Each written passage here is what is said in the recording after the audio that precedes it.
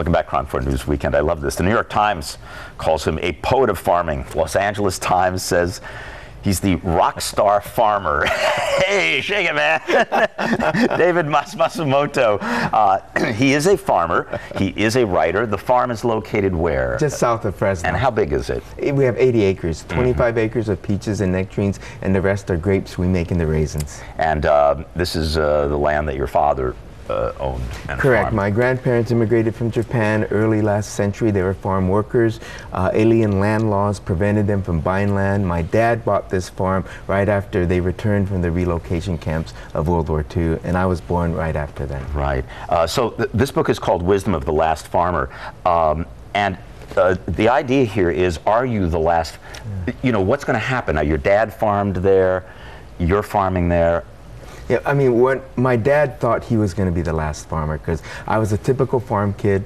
High schools last year said, I ain't never going to farm. So I took off, went to Berkeley, because I thought this would take me away from farming. And I ended up living in Japan, found an affinity with rural areas, farming, came back to the farm after that. So the new question was, okay, I'm farming with my dad, am I going to be the last farmer? Yeah. And Wisdom of the Last Farmer explores that generational dynamics of farming side by side with a parent, child, father, son, and what's passed down. And specifically in this book, I talk about a stroke that my father had, and had changed our relationship, and it renewed our relationship in many ways. You had to kind of teach him that which he had taught you in many ways. Right, because I had to, in order for him to recover, I had to teach him how to farm again. Everything from working with tools to teaching him how to drive a tractor, just as he taught me 30, 40 years earlier how to drive a tractor. So, can you make a living as an independent farmer the way you do? It's tough, because I don't think you go into farming, if you're on a small scale, we farm organically, I don't think you do that to make money.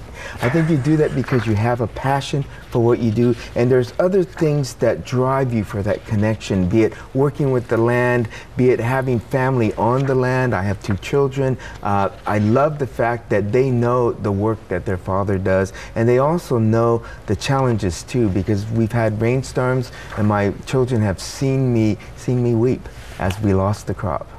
Wow. You take it that, I mean, you do take it that personally. It's the way I farm, and I think all good farmers have that personal and passionate connection to the work they do. So that's why families, such as my father having a stroke, that story becomes so personal, and it's the story that you learn from, and hopefully you gain wisdom from. Right. I want to talk a little about weeds, because I love your philosophy of weeds. And you write, I now have very few weeds on my farm. I removed them in a single day using a very simple method. I didn't even break into a sweat. What was that method? I simply redefined what I called the weed.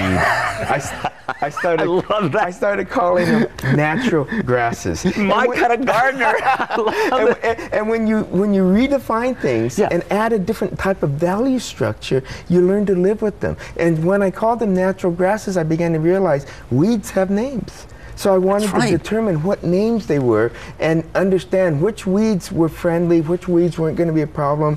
But then there are a few weeds that are evil. And those evil weeds we do have to take care of. The satanic weeds. But the rest of them, you say your farm, if we went to your farm, it wouldn't look beautiful. It's not pristine. No, not at all. It's pretty dense with natural grasses. Yeah. Well, but those natural grasses, it's mud that acts as a mulch, I'm sure, as long as they're not stuck in nutrient. And it's all organic. Yeah, anyway, and they create habitat. It's green manure, they call it, when we disc it back into the field. So it creates all these microorganisms in the earth. So I have to ask you, are you going to be the last farmer on that land?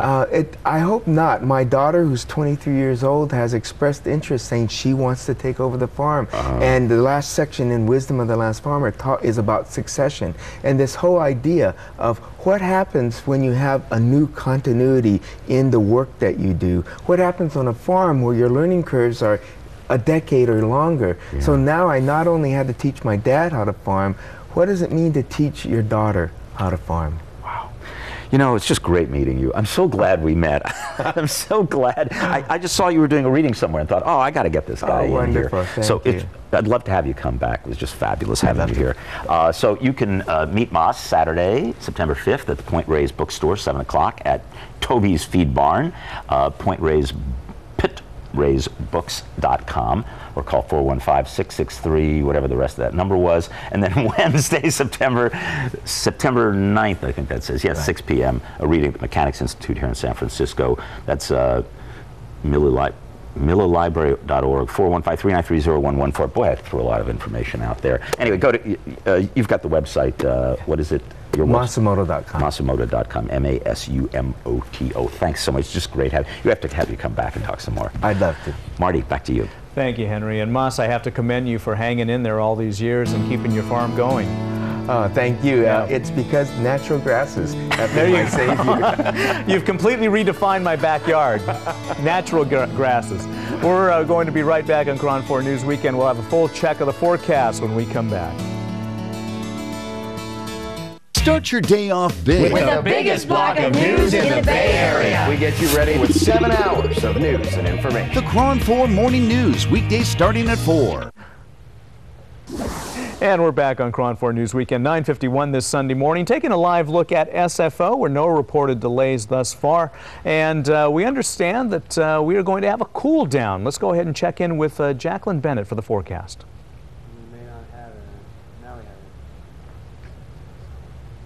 it. Well, let's take a look at this flood watch that remains in effect out there this morning. We talked in the morning, cooler temperatures as well, and we'll be back to our typical summer pattern as we make our way through the week. Oh, what a relief, huh? Thanks a lot, Jack. Straighten up, Henry. That's going to wrap things up for us. Thanks a lot for joining us. I'm Marty Gonzalez. I'm Henry Tenenbaum. Isabel has the day off. Have fun. All right. Have a great weekend. We'll see you next weekend. Bye-bye. Bye-bye.